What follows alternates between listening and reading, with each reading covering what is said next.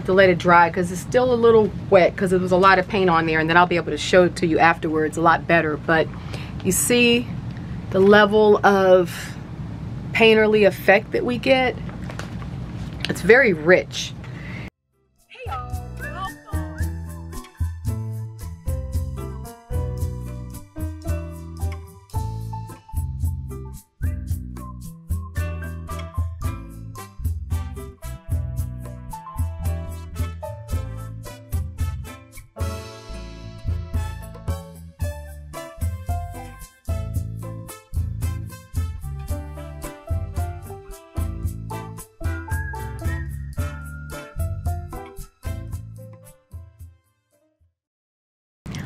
Hey YouTube, happy Saturday. I'm Robin McClendon. Welcome back to my channel.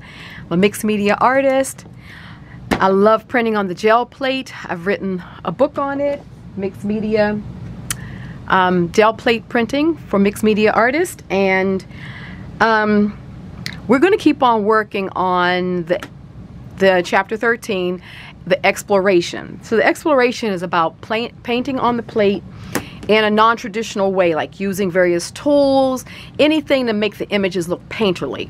So that's what we're going to do today. Let's get started. And if you're new to the channel, hang around and see what we do. And those of you who are old school, thank you for hanging out with me. And I know we're chatting it up right now in Premiere. Okay. I am going to go with kind of it's a colorful palette, but one that I want to be able to come back and do brush painting over top of. So I don't want it too dark. But I want it to have some depth of color.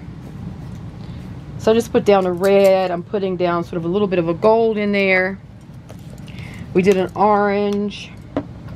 I'm going to do this blue, cerulean blue.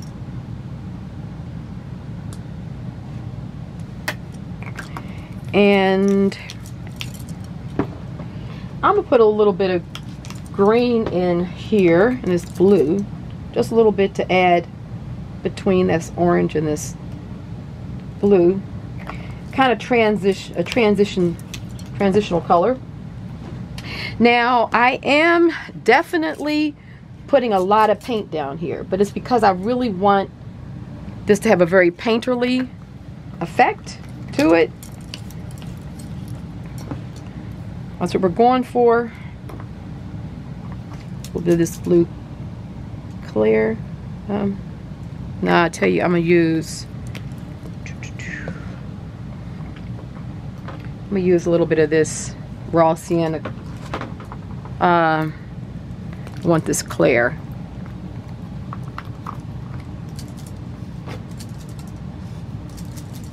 Let me put that up top. Okay, so now what we're going to do, I do a combination of using the roller. I'm going to use palette knife, and yeah. So first of all, I just kind of want to very loosely mix this color. I'm not really trying to over-roll it. And just trying to get some of this blue off here. I had it sitting over here.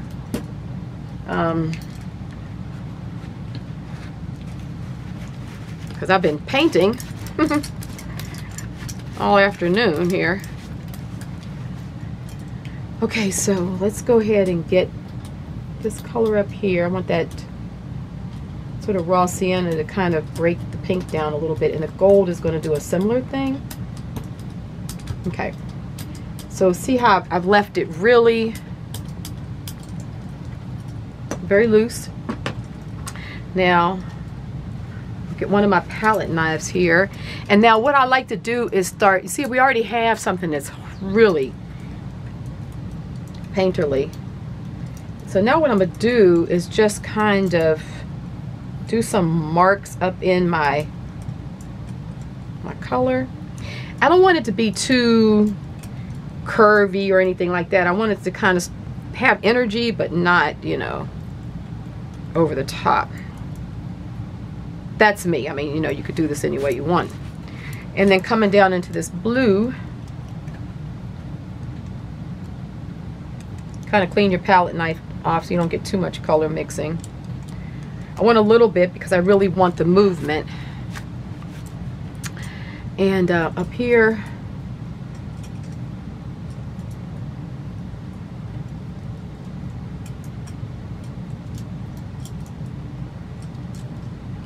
and I'm gonna come back and do Sumi brush painting over these images. But I really wanted to have this real painterly look. Okay, so now I'm gonna get a piece of my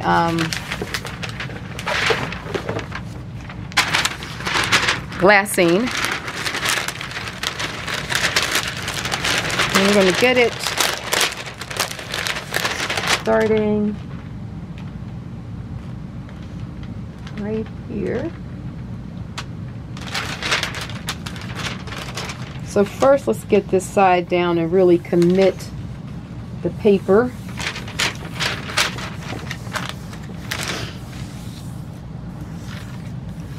Excuse me if my head is knocking. And then what I'm gonna do is I'm gonna get a piece of just some brown paper, and then I really want to press down on this, keeping it in place so that these edges don't roll up. I get a good, you know, adhesion.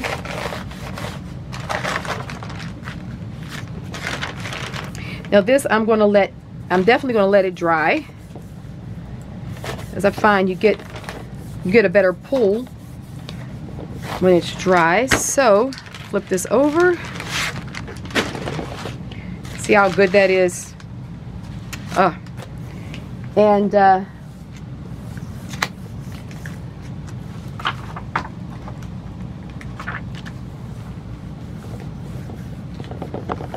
so we're going to let that dry a bit. I'll be back. Okay, so we're back. This has been about maybe 7 or 8 minutes. So let's just see what we have here.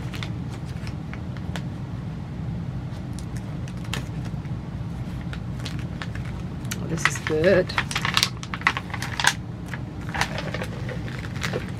Yeah, see, it's very painterly.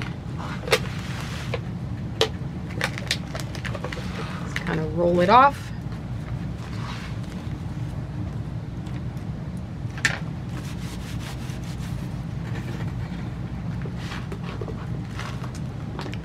So we get this off without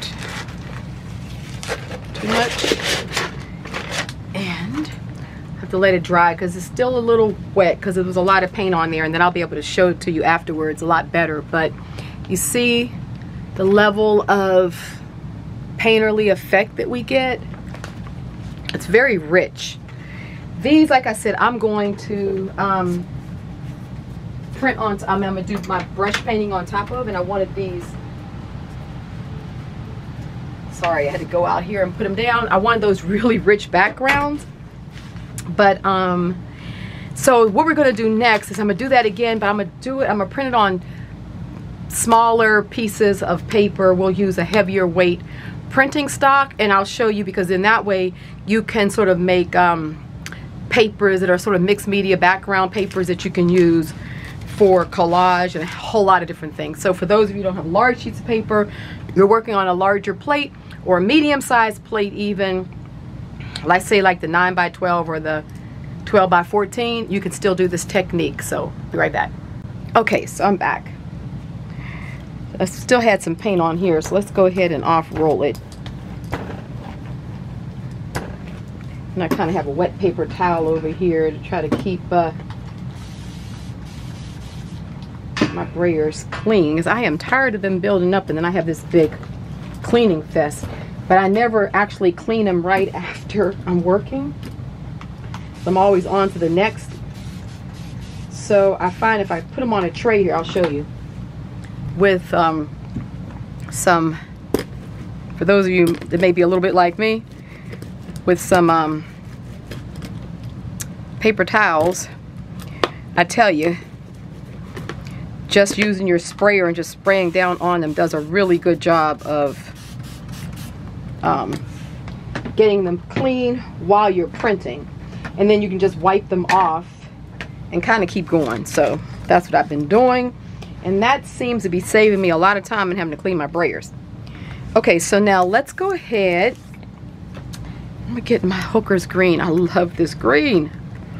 But I'm going to think in terms of quadrants. So I'm going to be putting 4 sheets down.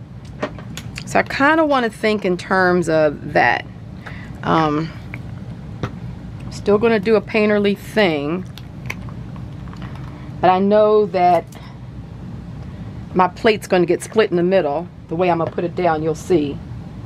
So I want to think in terms of that.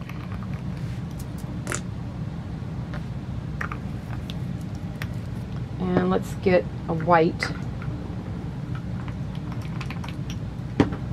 This white here, we'll put it over here. So I'm sort of thinking white with pink and green, because the Hooker's green is going to be in the middle, so that's going to kind of get mixed. And then I'm thinking orange with the green. It's going to be a pink background. And I have the red here. Let's do a gold. And then let's do want a dark color in the middle again, so let's do, what do I have, another dark, maybe let's do a Payne's gray. So it's going to kind of be in the middle here.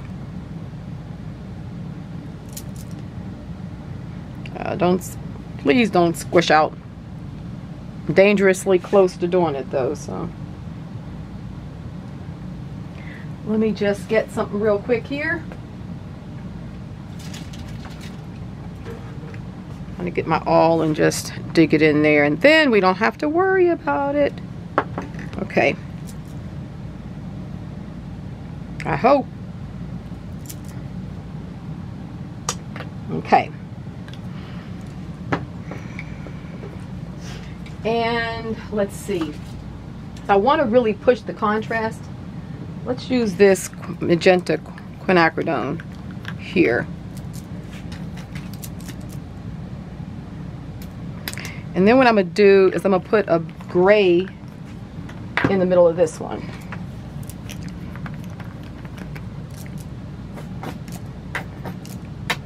So the one thing about if you're working on your larger plates, you really can think differently about them in terms of, you know, the design aesthetic. So I'm going to move this around. Make sure you kind of go off your edges so that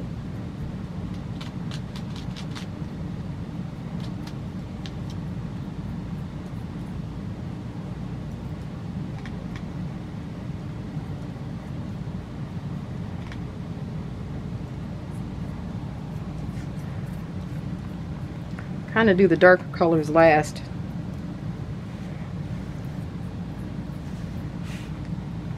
That way I can kind of keep the colors a little clear. And I was thinking in terms of the colors I was putting down would, you know, blend nicely with what's underneath and what's above it. So just kind of think your colors out.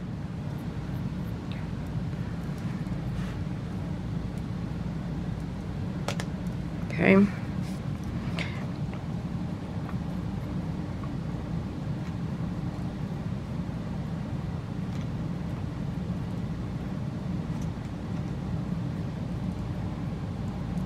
This Payne's gray, I always like it because you get this dark color going, but you know it's not too dark. Okay. Just kind of mix them a little bit now to kind of get a little bit more color variation. Keeping them kind of clear and bright. Okay, so now what we want to do is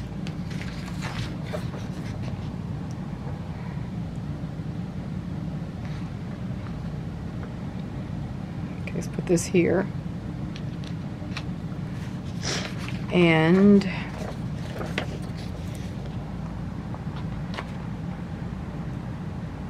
let's put this here. I don't know, I thought the plate, I'm thinking about my other larger plates. We only got 2 full ones, but this is good because now you can come back and literally, I'm gonna go ahead and put this one on top, but you can literally kind of print and reprint. You know what I'm gonna do? I have another piece down here that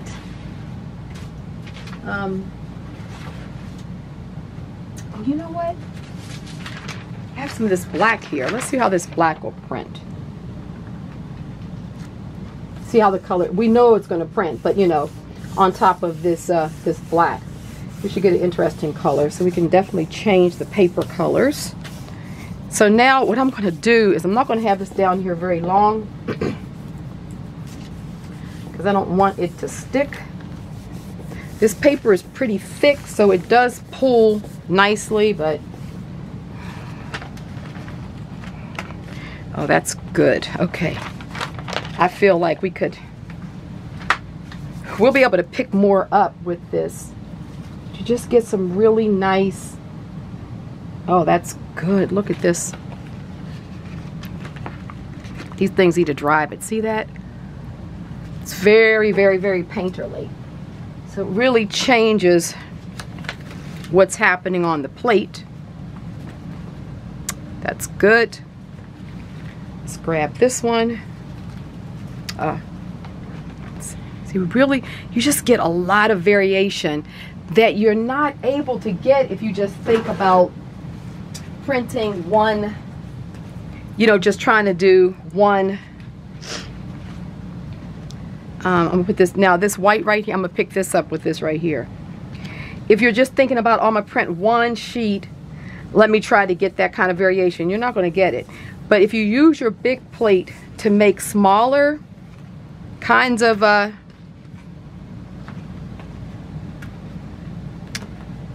you know, to put smaller sheets on the larger palette, and now I'm literally just picking stuff up. Oh, that's good. Let's see if I can get a little bit more right there. Okay, oh, that's good. Okay, so let's get this black and put it back down on here because there was still some white to grab. And then what we're going to do, we're going to do a final pull of all of this goodness here using some quinacridone, and that's going to give us a good pull. And when all this dries, I'll be able to show you so you can really appreciate it.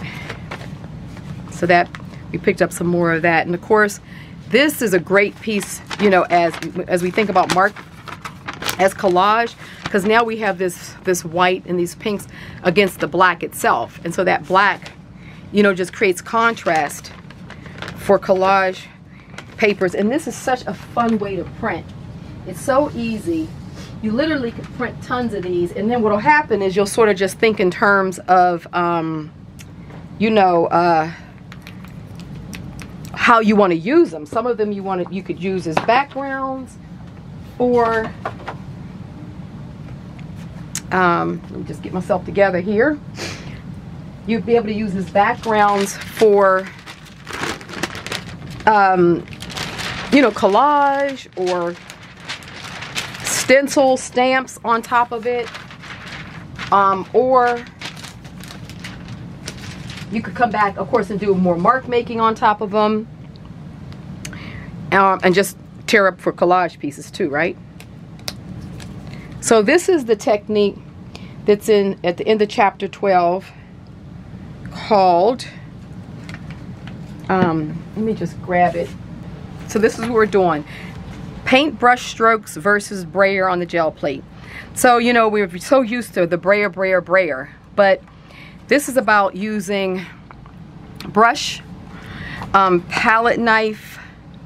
You see how I use the brayer, but I'm just using the brayer in a different technique, and you just get this more painterly kind of effect. This was pulled on watercolor paper, so you just get this very painterly effect to your prints.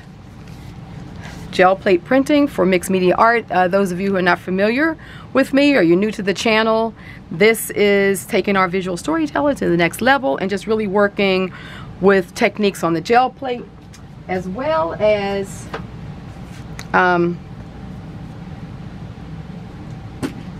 other kinds of techniques that we cover in the book. Okay, so this is good. So let's go ahead and roll out our quinacridone.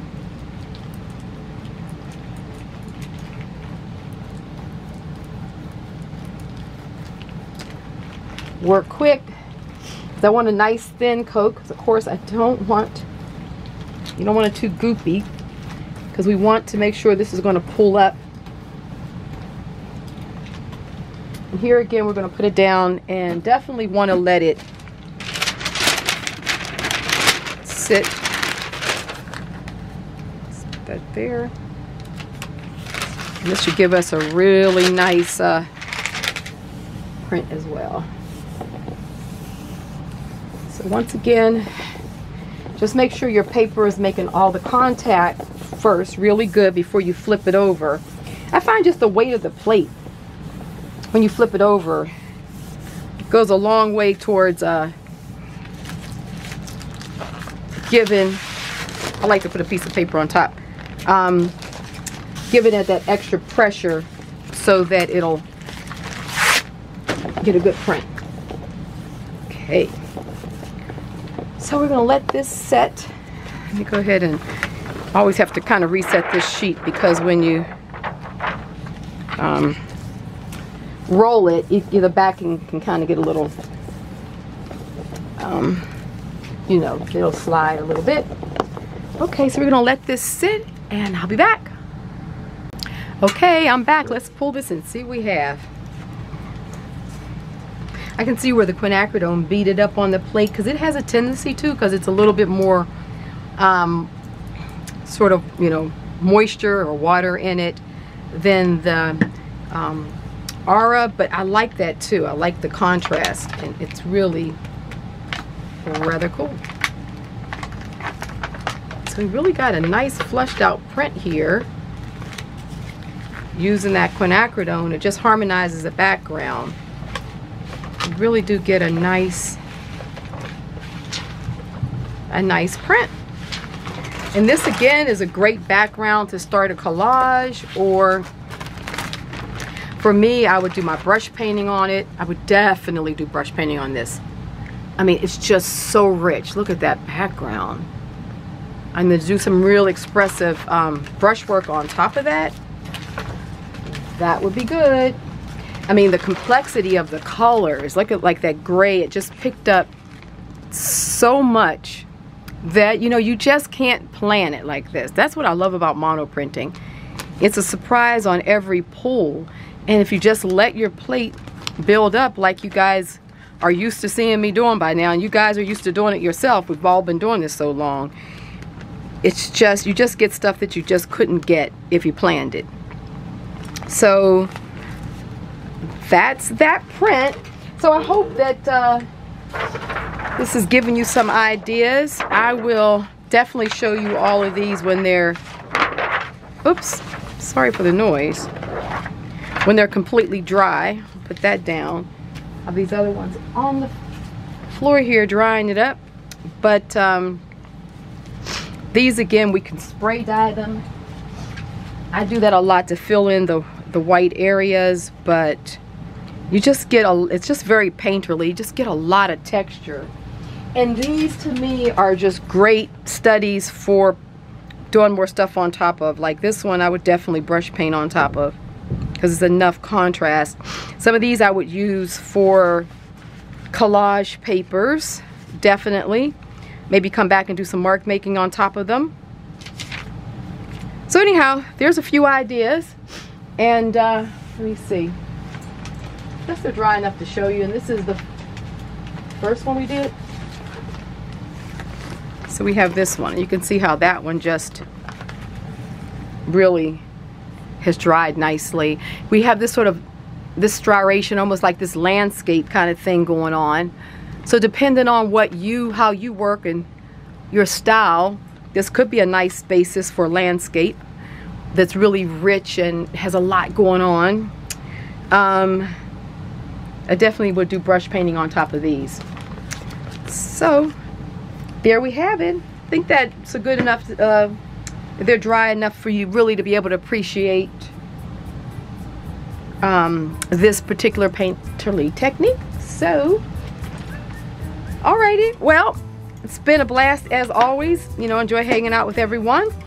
We chatting it up in Premiere. But look forward to seeing you next week. Please hang out with me. Come back and join me. If you're new to the channel, hit the bell so you'll get all the notifications, and hit subscribe, and YouTube will notify you. Other than that, thanks everybody, and have a great weekend, and I will see you soon. Bye-bye.